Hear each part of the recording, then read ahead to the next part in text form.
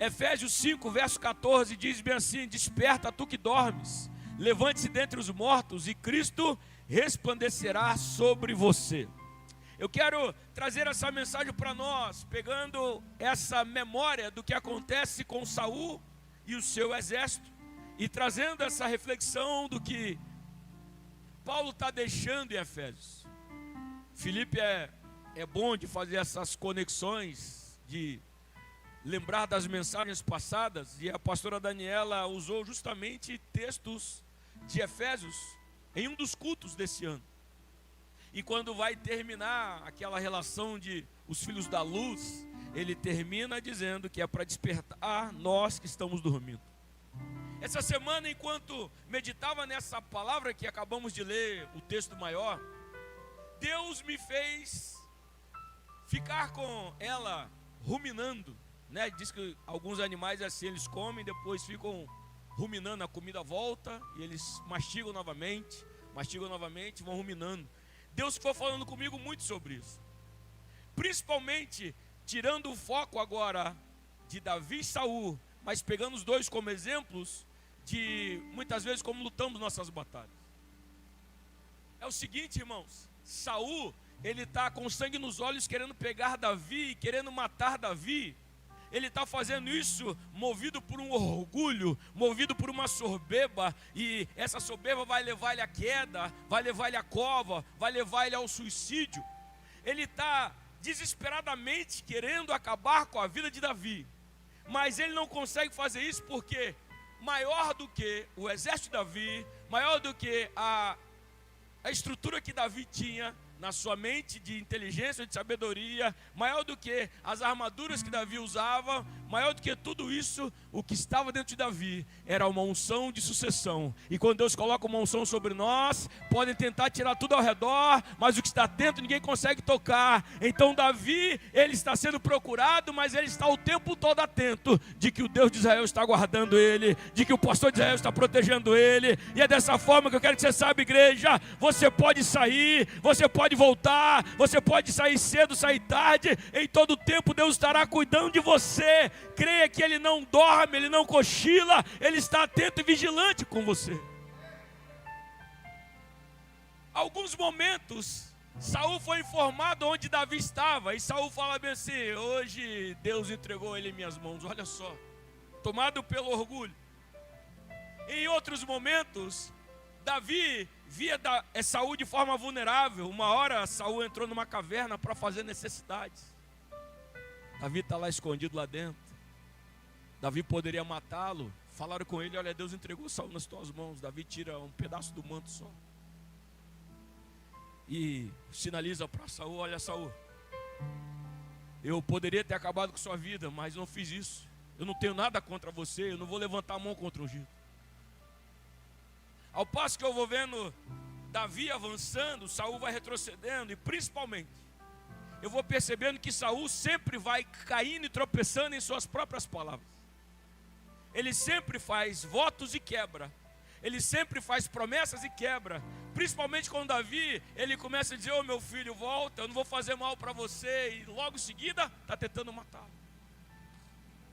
Até que, como nós lemos o início do texto, os zilfeus foram falar: ó, Davi está no meio de nós. E pensaram que seria um acordo muito bom, uma aliança muito boa, e deram informação. Só que não sabiam eles que também Davi tinha os seus informantes.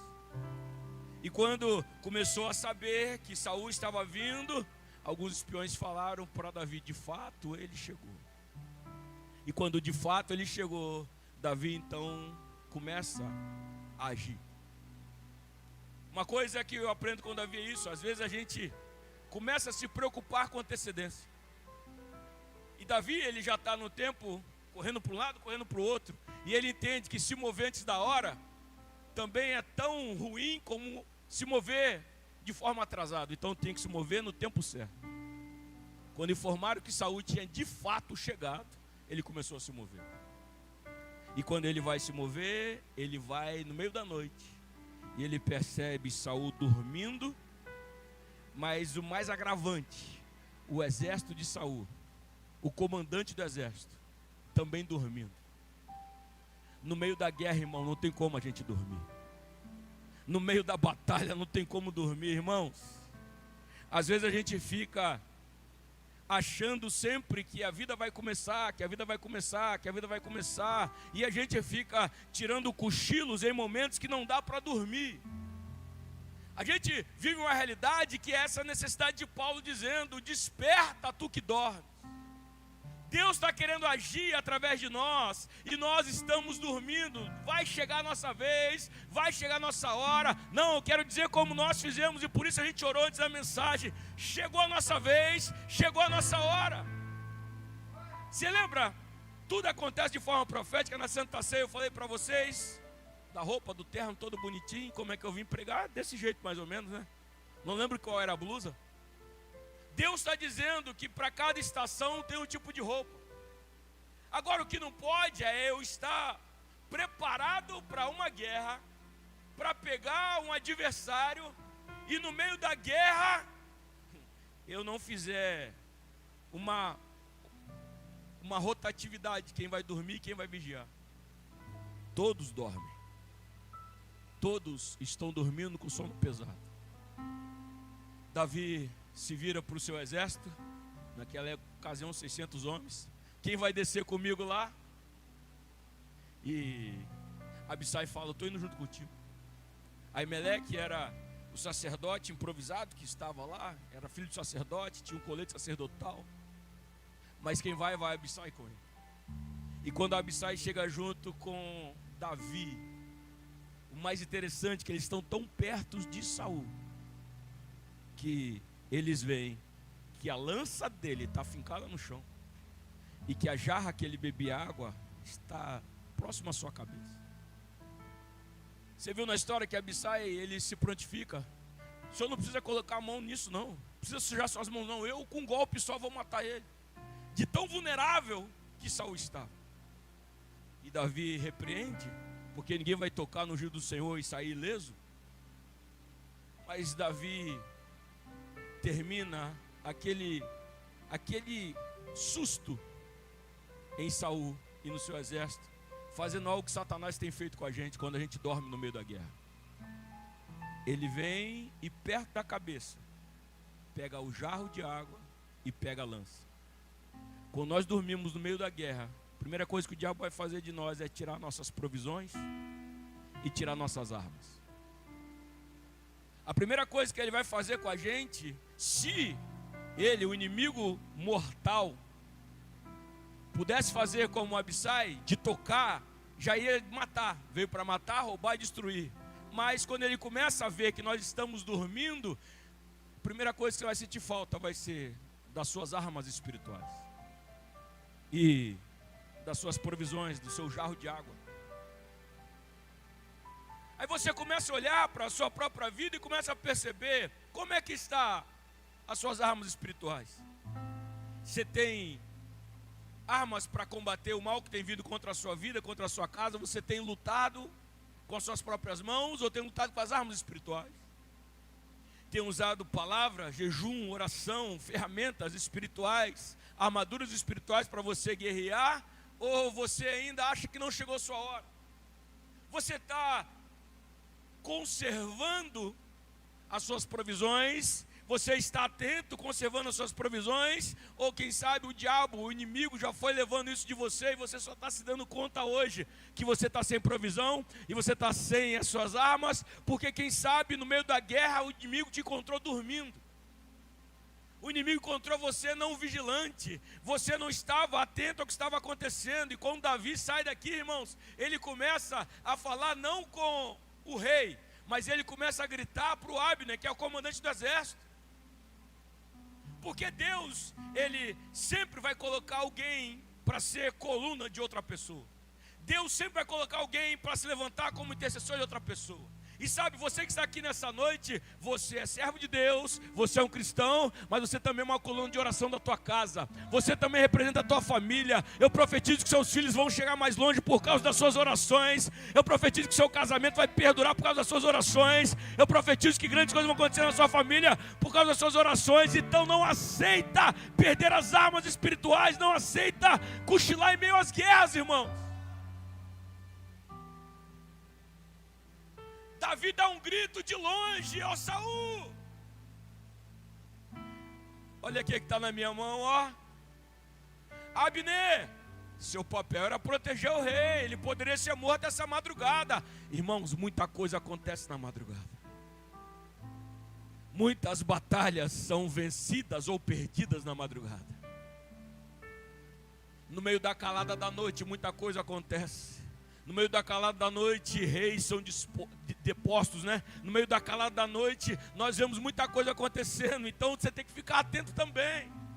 Eu não estou falando aqui, irmão, de um sono físico, eu estou falando de um sono espiritual. Paulo está dizendo: desperta tu que dormes. E Deus está trazendo essa missão para nós, para a gente entender que esse é um tempo da igreja brasileira estar desperta, estar acordada.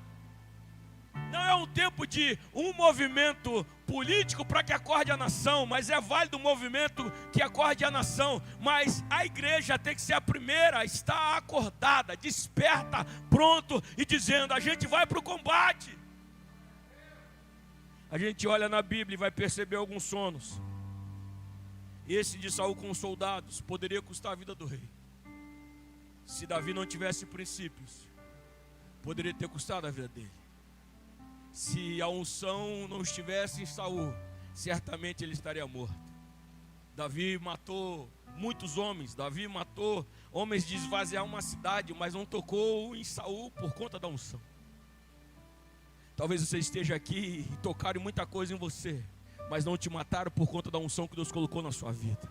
Porque dentro de você não corre apenas um sangue do seu DNA, mas corre também um sangue de Cristo em você. Tem uma marca da promessa em você. E Satanás olha e fala assim: não toca nela, não toca nele, porque ele carrega algo que eu não posso tocar. Só que a gente tem que saber que esse privilégio que temos, irmãos, não podemos pegar isso e se apoderar de permanecer em modo soneca constante. Quando a gente vai olhar outros sonos, a gente lembra de Paulo num discurso do dia inteiro. Não serviam café naquele culto, e no meio da mensagem um jovem na janela olha para um lado, olha para o outro, olha para o lado e cochilou e pá! Caiu a cabeça, o crânio abriu no chão. Paulo parou a mensagem, todo mundo morreu. Ele foi lá, olhou para o jovem, orou pelo jovem, o jovem ressuscitou. Interessante que o culto não terminou. Paulo ficou em vigília até no outro dia de manhã. Pergunta se mais alguém dormiu. Dormi? E correu o risco de morrer? Deus muitas vezes permite um susto desse para você ficar vigilante. Sabe? O pessoal aí mais das antigas gosta disso. Lá do Tropa de Elite. Dá uma granada pro cara, se você cochilar, todo mundo aqui vai morrer. Ninguém deixa ninguém dormir. Assim, Eutico, no meio daquela noite, quando ele cai, o culto não encerra. Paulo fala: tá recuperado? Bota ele de volta na cadeira aí, senta aí, vou continuar pregando. Ninguém mais dormiu, irmão. Mas Eutico dormiu no meio do culto. Quer dizer que tem culto que você pode dormir. Tem culto que você vai vir aqui, ouviu louvor, ouviu palavra, ofertou, adorou, mas saiu no estado de sono espiritual do mesmo jeito. Entenda o sono físico, entenda o sono espiritual. A gente está falando espiritual. Quando Deus me dá palavras, quando Deus me dá comando, eu não consigo fazer nada com isso, pode ter certeza, eu estou nesse sono. Alguém fala: eu esse ano já li 6 livros, 7 livros. Ano passado eu li 30 livros. O que você aplicou desses livros na sua vida? Eu assisti tantas pregações, todo dia eu estou assistindo a pregação. O que você está fazendo com essa palavra na sua vida? A gente não pode viver nesse cochilo espiritual. A gente tem que saber que o que Deus entrega para nós é para nos despertar e para a gente permanecer acordado. Não é aquela levantada: irmão, acordei 3 horas da manhã, fui no banheiro, fiz uma oração e voltei a dormir. Quando Deus te desperta, é para você continuar acordado. E Deus vai começar a te mostrar coisas que você não via quando você desperta. Deus está despertando você para esse tempo. Você entender que você está no meio de uma batalha, no meio de uma guerra, não tem como dormir. não tem como cochilar, no meio da guerra até o descanso tem que ser fracionado. Então entenda isso de mundo espiritual para você. Outro que eu vejo, um outro sono, eu vejo um profeta que tem uma missão para uma cidade, e ele colocou na cabeça dele de que ele podia fugir de Deus. Ele colocou na cabeça dele de que Deus deixaria ele ir para longe. Meu irmão, quando Deus te der uma missão, a única coisa que você tem que definir é o seguinte: se você vai com o transporte que Deus tem para você, ou com o transporte que você escolher ir. Quando você adia as coisas, como Jonas adiou, em vez dele ir de barco, ele foi com um peixe grande. Mas ele foi para o lugar onde Deus falou com ele. Ninguém pode fugir da mão do Senhor. Mas mais do que a soberania de Deus para isso, é nós entendermos que Deus nos escolheu para uma missão. Jonas está dentro do barco, ele está descendo um porão, ele está dormindo no porão. Deus envia uma tempestade, todo o barco está agitado, cargas estão sendo lançadas no mar, todo mundo está adorando aos seus deuses, todo mundo clamando para que algum Deus possa parar a tempestade. E aquele que conhecia o Deus, Criador de todas as coisas, aquele que tinha um chamado, aquele que carregava uma mensagem, estava dormindo. Muitas vezes alguém olha para nós e pensa, quando a tempestade está dentro da igreja, que é um Jonas que está na igreja. Meu irmão, eu não estou preocupado com a tempestade da igreja, mas estou preocupado com a tempestade que está acontecendo em Bela Vista, com a tempestade que está acontecendo em Cariacica, com a tempestade que está acontecendo no Espírito Santo, com a tempestade que está acontecendo no Brasil. Ei, será que a gente que está com a mensagem, será que a gente que está com aquilo que Deus falou que pode mudar, que pode transformar, será que a gente está fazendo a nossa parte? Ou a gente está escondido no porão chamado igreja, dormindo e falando, não, ninguém me acorda não, deixa a tempestade passar. Ei, essa noite Deus está te despertando dizendo, a solução para a tua casa eu tenho, e eu já coloquei em você. A solução para a tua empresa eu já coloquei em você. A solução para a tua família eu já coloquei em você. Desperta tu que dorme. Não aceita ficar nesse porão não, irmão. Jonas, o que for para você é para você. Faz a sua parte, deixa que eu faço a minha. Jonas consegue dormir numa tempestade, irmão. Jesus também dormiu, mas a diferença era enorme, né, irmãos? Quem sabe no meio das tempestades da sua vida você está dormindo, e não tem a ver com confiança em Deus, mas tem a ver com querer fugir da sua responsabilidade. Você começa a ouvir um grito de socorro, e você fala, não tem nada para fazer não, e vai dormir. A motivação de Jonas dormir era essa, ele não queria ir para aquela cidade, ele julgou que aquela cidade não merecia salvação. E às vezes a gente olha para isso, você vai para casa, vai passar por tanta gente, como eu faço quando a carne está dominando, eu falo, esse aí não merece salvação. Quantas vezes a igreja faz isso? Quantas vezes a gente olha para essas batalhas, essas brigas, e a gente começa a colocar carne por carne, e a nossa luta não é contra a carne ou sangue, mas tem que saber que tem um principado por cima. E quando eu estou acordado, esse principado perde as forças. Quando você está despertado, esse principado sabe que não tem como mexer. Ó, não dá para pegar a espada dali não. Não dá para pegar ali o jarro d'água não. Lembra do pique bandeira? Tinha que ter alguém vigiando a bandeira, não tinha? Se tiver alguém vigiando a bandeira, é muito difícil pegar a bandeira. Então a ideia é o quê? Vamos ludibriar. Como é que faz no pique bandeira? Vamos fazer algumas brigas aqui de distração, e daqui a pouco vai percebendo que alguém chegou lá e pegou. Às vezes a gente está perdendo as coisas por distrações. A distração é um sono para nós. Jonas, se Deus te deu uma missão, não cabe você julgar, cabe você fazer. Quando você faz a sua parte, você vai ver os céus fazendo a parte dele. O poder de parar a tempestade que está acontecendo em nossa nação chama-se Igreja do Senhor Jesus. Ele está esperando que os porões fiquem vazios. Ele está esperando que cada um se posicione. Ele está esperando que cada um assuma a sua parte, cada um assuma a sua culpa, cada um diga: ei, pode me jogar no mar, eu estou disposto a morrer por essa palavra. E você vai perceber que existe um Deus que faz a tempestade cessar. Quando você tiver essa coragem, irmãos, de entender que o que você carrega move céus e terra, você vai perceber o quão poderoso é o Deus que te escolheu.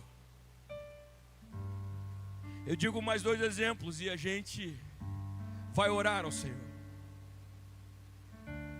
Próximo deles que eu vejo: se alguém consegue dormir numa tempestade, quem dirá alguém dormir num jardim depois de uma janta tão saborosa? Jesus está com o coração aflito, e ele então chama os seus 3 melhores homens, Pedro, Tiago e João. Bora, vão comigo ali orar. Eles acabaram de ceiar, irmãos. Cantaram uma música, não sei nem que música que era, mas cantaram uma canção. Estavam no momento que tanta intimidade, que Jesus abriu o coração, fez tantas coisas, e agora chamou os 3 para orar. Quando eles estão no jardim do Getsemane, no Monte das Oliveiras, orando com Jesus, você acredita que os 3 dormiram 3 vezes? Por que eu estou falando você acredita? Meu irmão, você lembra das histórias de Jesus? Teve uma vez que eles estavam numa madrugada com Jesus. E aí, Sônia, nesse dia eles viram Jesus transfigurado. E aí, quando apertaram os olhos para ver, viram Elias e Moisés conversando com Jesus. Pedrão já falou bem assim: vamos fazer uma tenda para vocês 3 aqui. Irmão, como é que dorme? Falei: se dessa vez apareceu Elias e Moisés, eu vou ficar acordado, porque daqui a pouco vai aparecer mais gente. Como é que eu consigo dormir? Como é que eu consigo não ter uma expectativa? Sendo que a outra vez que a gente orou dessa forma de madrugada, eu tive uma visão que mais ninguém viu. Eu vi ele como ele verdadeiramente é. O rosto dele estava resplandecendo, as vestes dele estavam brilhando. Aí agora eu vou para o monte, agora eu vou para o jardim. O que ele vai tirar da cartola agora, né? A gente poderia pensar: não, eu não tenho expectativa de nada, eu vou dormir. Cuidado, porque muitas vezes, quando a nossa vida está um jardim, a gente está vivendo a aparência e está esquecendo que as verdadeiras guerras estão acontecendo dentro de nós. Muitas vezes, quando a sua vida está um jardim florido, você não consegue perceber as batalhas verdadeiras que estão acontecendo. Nos evangelhos, quando vai falar dessa parte, se lembra muito do que está relatado lá de 1 Samuel, que a gente leu. Só que ali, um sono espiritual vinha da parte do Senhor. Aqui no jardim, diz que o peso espiritual era tão grande daquela batalha ali, que eles dormiram. A tristeza faz eles dormirem, era um peso tão grande, irmãos, no ambiente. E talvez a gente esteja vivendo esse sono por conta do peso tão grande do ambiente. O diabo tenta vender um jardim para nós. Eu te dou isso, te dou isso, te dou isso, para deixar a igreja confortável. E quanto mais confortável a gente tiver, a gente começa a lutar pelas coisas que vão trazer conforto para nós. E a gente esquece do principal que Deus deixou para a gente fazer. De barriga cheia, depois de um culto maravilhoso, estou com o mestre, fui convidado, tinha mais 9 para ele escolher, Juscelia, ele escolheu nós 3. Eu estou num lugar privilegiado, um bom lugar para poder ficar acomodado e dormir. Entenda que quando você sente falta de alguma coisa, você segue correndo a sua luta, você não consegue dormir. Estava conversando com o Nilson ali na porta agora, calor, né, de dia. Para dormir com o calor é mais difícil ainda, não é, irmão? Você passa a noite, você toma banho e corre para a cama na frente do ventilador.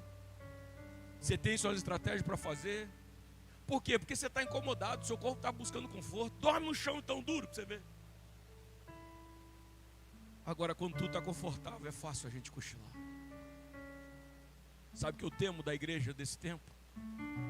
É que Jesus deixou a igreja brasileira ficar muito confortável.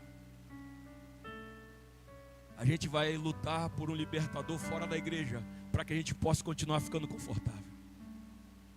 Se tiver alguém para lutar por nós, para deixar a gente confortável, a gente vai fazer isso para eles, para que eu possa permanecer dormindo. Irmãos, acorda e desperta, sabendo que está chegando a nossa hora, está chegando o nosso tempo. Deus escolheu a gente para esse momento. Ei, a gente poderia ter nascido em outro século, a gente poderia ter nascido em outra nação, a gente poderia nem ter vindo para esse mundo, mas Deus disse: ei, eu chamei vocês para esse tempo, eu chamei vocês para a diferença desse tempo. Desperta tu que dormes. Engraçado, Alex, que o Pedrão falou bem assim: eu estou disposto a morrer por ti. Se fosse nos dias de hoje, né? Mas era uma peixeira. Quando chegou os caras, ele estava dormindo com a peixeira embanhada assim. Ei, levanta que agora já chegou a hora.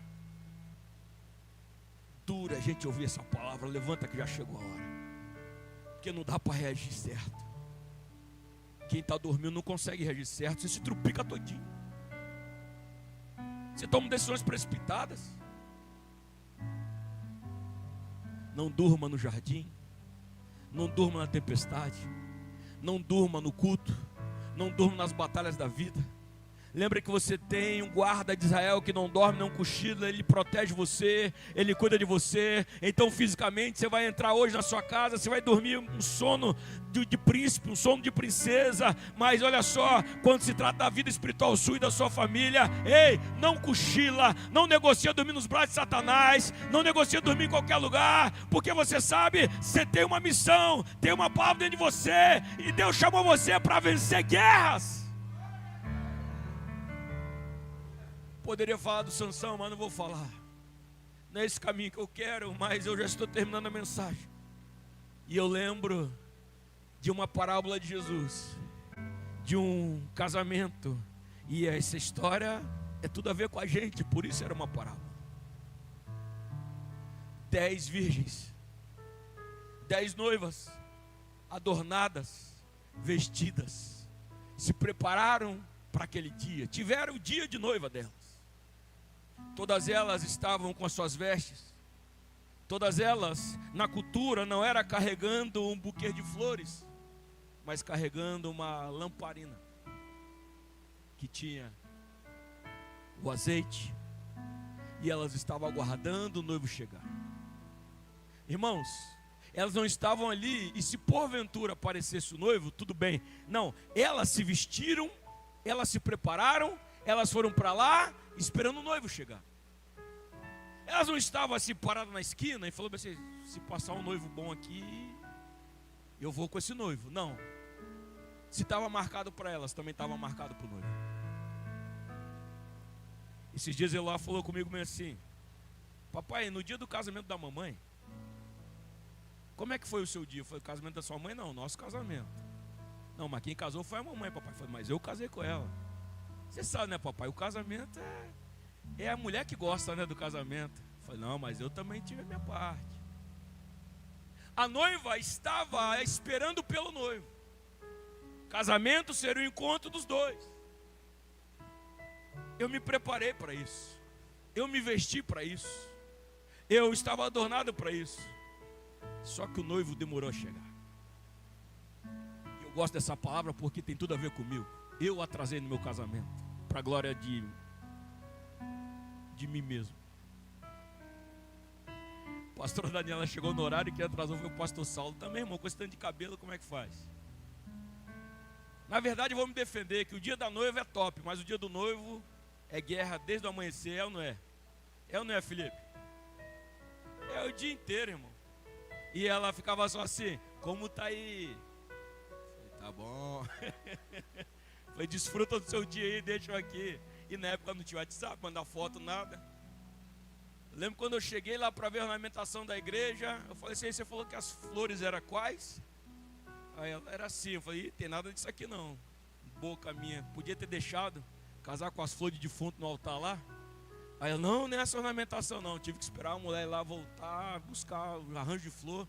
Agora tá certo, mas o quê? Quando deu 7 horas da noite, ela falou bem assim, você buscou as lembranças que a gente vai entregar para os pais?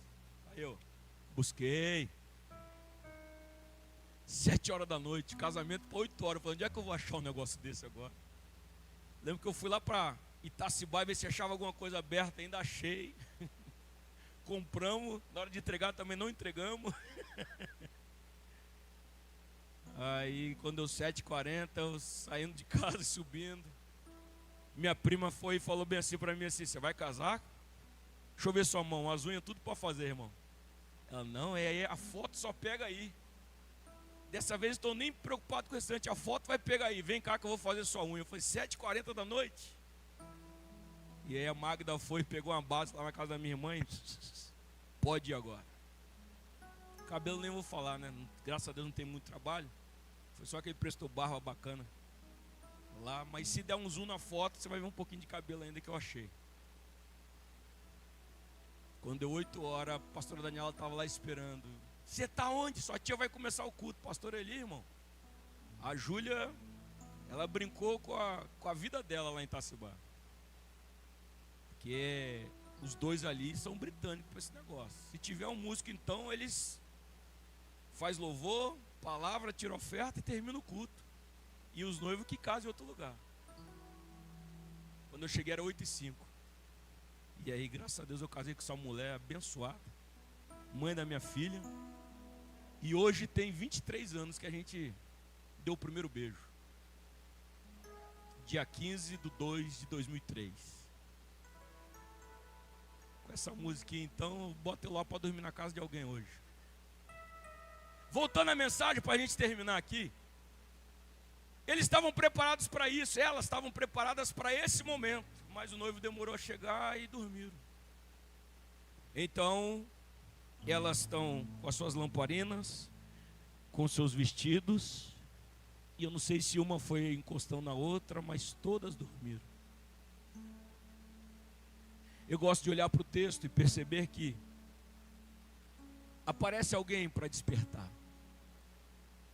A gente fala que as prudentes eram diferentes das loucas, sensatas e insensatas, porque uma levava azeite e outra não. Mas se não chegasse um arauto gritando, o noivo está vindo, todas elas permaneceriam dormindo. Aquele alerta, o noivo está vindo, foi aonde elas desesperaram. A gente só tem um pouquinho de azeite.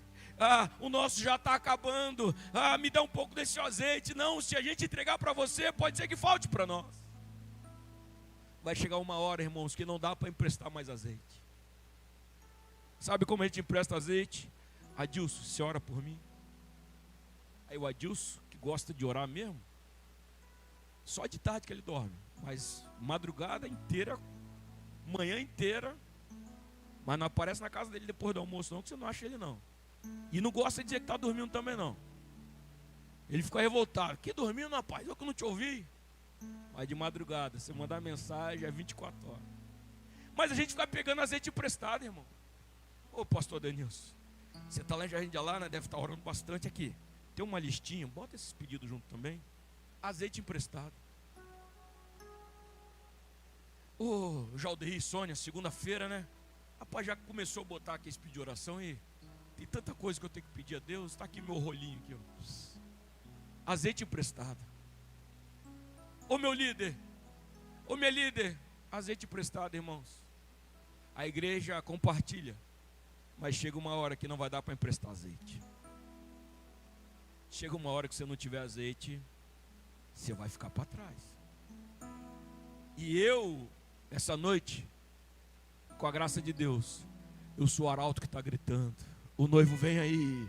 O noivo vem aí, se prepare para encontrar. Ei, Quadrangular de Bela Vista, o noivo vem aí. Ei, Igreja do Senhor, o noivo vem aí. Ei, o noivo vem aí, Igreja Brasileira, se prepare para se encontrar com Ele.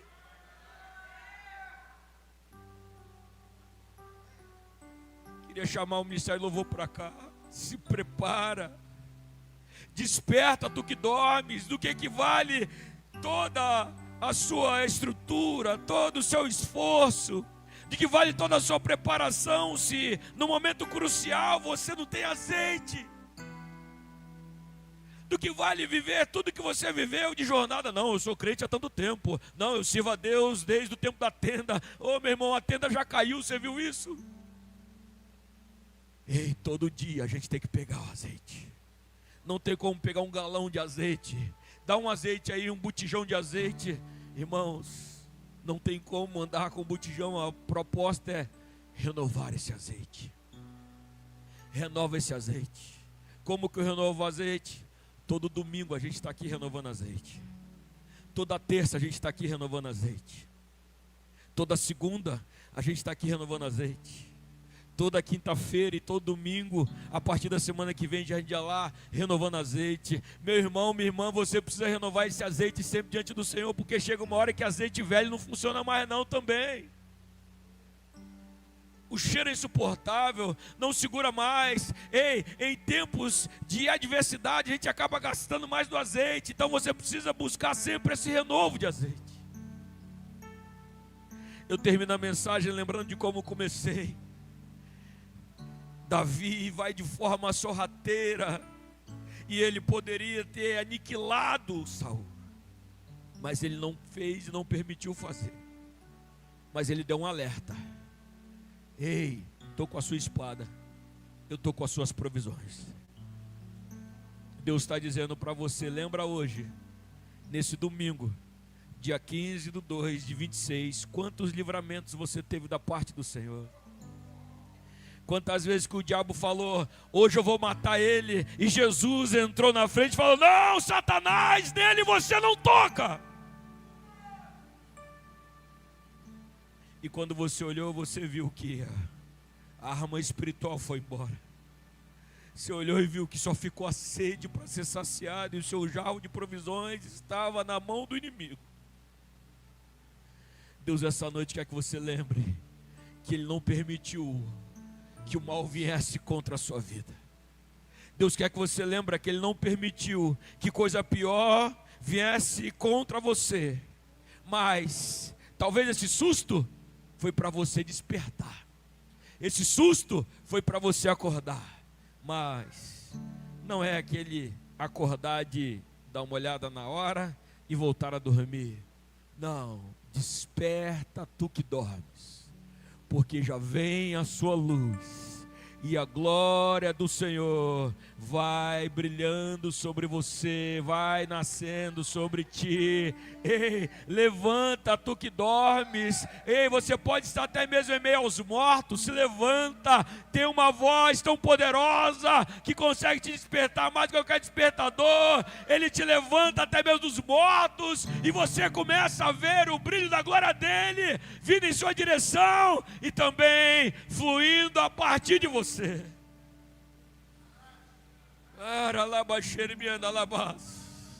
Parece loucura o que eu vou falar aqui, mas agradeça a Deus pelas vezes que o Davi e o Abissai entraram na tua casa de madrugada e roubaram alguma coisa de você.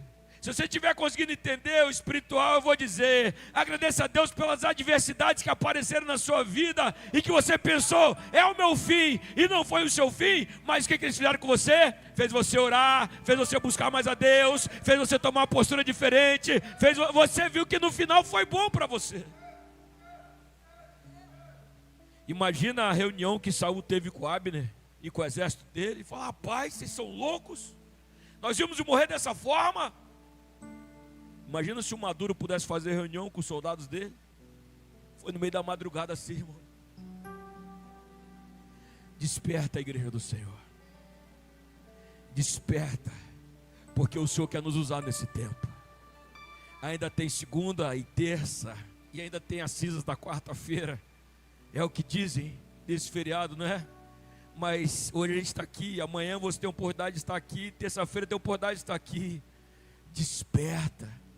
Se eu estiver confortável, irmão, deitadinho na minha rede, tomando aguinha de coco, se eu estiver no meu jardim, o Jesus pode estar agonizando com lágrimas, suando como sangue, que eu não vou estar vendo nada, eu estou de barriguinha cheia, eu estou no jardim, está gostosinho o tempo, ai que gostosinho aqui.